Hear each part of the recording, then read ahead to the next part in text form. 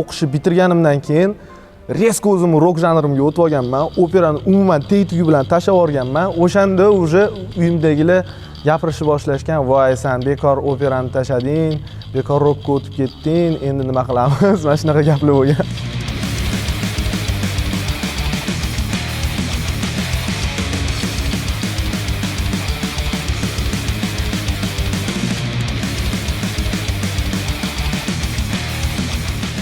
Linkin Park guruhidan boshqa yana 3-4 ta guruhlar bor.